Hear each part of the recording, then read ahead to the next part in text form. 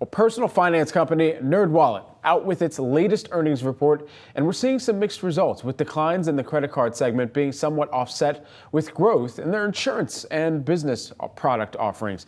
With me now, we've got Chen, who is the Nerdwallet CEO, joining us here on Wealth. Tim, great to speak with you as always and grab some of your time here.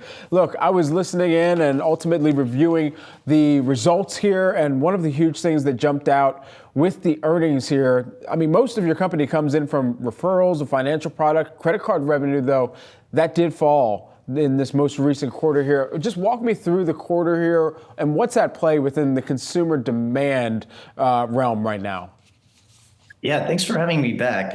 Really proud of our results this quarter. We beat our guidance on revenue as well as profitability metrics. And this was in spite of, a pretty tough lending environment and us pulling back brand spend 30% year over year.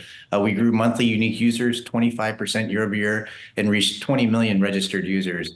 And so to your question, credit card was quite impacted this quarter. So, if we rewind back to March 2023, that's when the regional banking crisis started in earnest. Since then, we've seen bank balance sheets get more conservative, and we've also seen elevated delinquency rates, as well as higher interest rates. So that makes it less attractive for consumers to borrow and also less attractive for banks to lend. And those two factors have really driven a headwind there. Certainly. How would you classify the consumer right now? We were just having a conversation prior to the break just around how employment factors into consumer confidence because of the wages that consumers are able to see as well, and then redeploy some of that income as well. How would you classify the consumer environment? I mean, I am like every other consumer. I've been getting utility bills. I've been getting homeowners insurance increases. I mean, the average consumer is stretched, and the most at-risk consumers are the most stretched by inflation. So consumer balance sheets are definitely in a worse spot than they were a year ago. And we're seeing that reflected in things like higher delinquency rates on everything from auto loans to credit card balances. The repayment rates on student loans is not picking up. And so there's definitely some strain out there.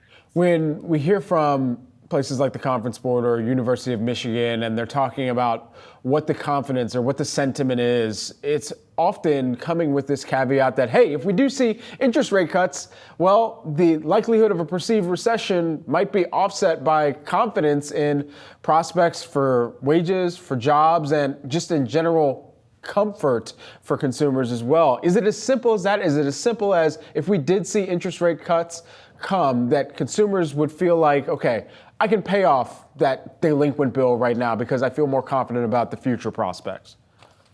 I think that would help a bit, but yeah, to state the obvious, the Fed is in between a rock and a hard place in terms of helping consumers with inflation remaining high.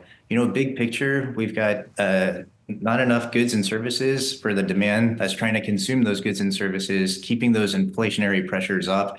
And that's really showing up in the form of people having to work harder and run on a treadmill to get less for their work. I wonder what you're seeing on the credit score side of this too, especially with all the data that you're able to really lean into with regard to where consumers are tapping into certain financial products right now. Yeah, so that's a great question. I mean, we continue to see a tale of two cities. I mean, there's the most at-risk consumers are really stressed, but we're also seeing prime consumers, for the first time maybe 2 quarters ago, start to go down that curve of being a little more stressed as well, but holding in there far better. And so this is still a bit of a divergence between the two sides of America. Tim, it's always great to grab some time with you here. Look forward to checking back in on the future as well as getting some more updates on what you've already discussed with investors. Tim, thanks so much. Thanks for having me. Absolutely.